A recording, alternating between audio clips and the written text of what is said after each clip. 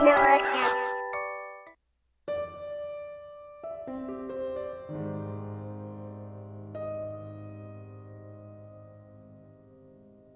the kids left home, I took the empty nest thing pretty literally.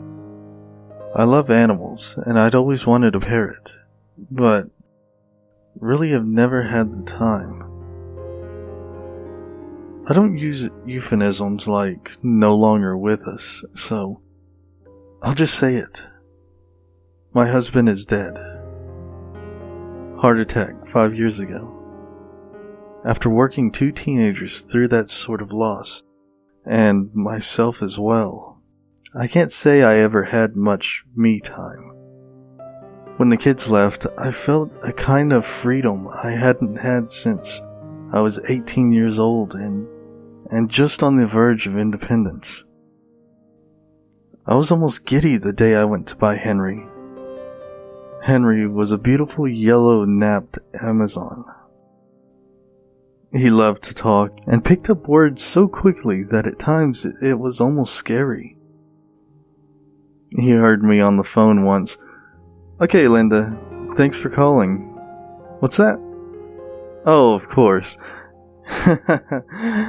"Alright. Bye, Linda."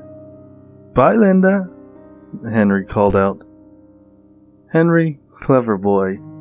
Do I really sound like that? Henry was just that good. He could pick a phrase up after hearing it only once, and he could mimic the oddest noises almost perfectly. But since he was an old man of 30, pretty much middle-aged when I bought him from a lovely young couple, it could almost be confusing trying to determine if some things were from his old life or from around my own home. My keyboard, for instance.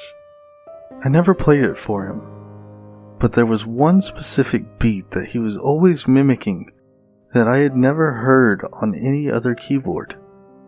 Mine was so old, the beat was pretty much a relic that had been replaced by something cooler on newer models.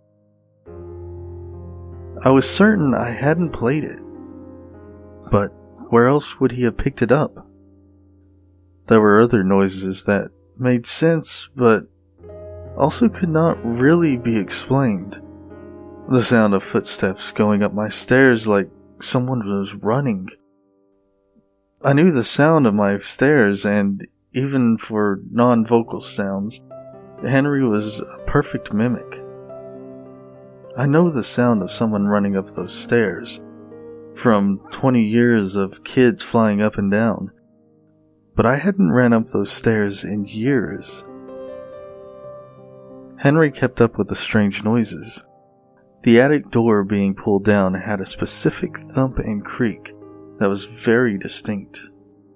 I hadn't been up there in at least a year. Songs from music boxes that I absolutely had not played since getting Henry were some of his favorites. What's more, Henry sometimes made voices that I could swear I heard at the market or on the bus, but that he could never have picked up, certainly not at my house. It all came to a head after coming home once to find a cigarette still burning in an ashtray on my coffee table. I finally pieced together what was going on, and I was terrified. I felt crazy just thinking it, but I knew someone was in my house. They had played my keyboard while I was away. They had run up the stairs when they knew I was coming and hid in the attic. I'm not crazy. These things happen. I've seen it on the news. I called the police immediately. After a thorough inspection of the house, the police verified my suspicion. There was almost a nest up in my attic, where someone had been squatting for a while from the looks of it. No person was found. They found he'd been lucky enough to slip out at just the right time. change your locks, maybe get a security system installed, was cold comfort from the police. Call us again if you see anything unusual. Things changed after that, especially with Henry. I couldn't stand him making those noises. Every time he made the attic door sound, my heart raced. I was nervous enough as it was, and Henry was giving me panic attacks on a regular basis. I couldn't keep him. I asked the couple who had sold him to me whether they could take him again. I didn't need my money back. I just wanted him to go to a good home.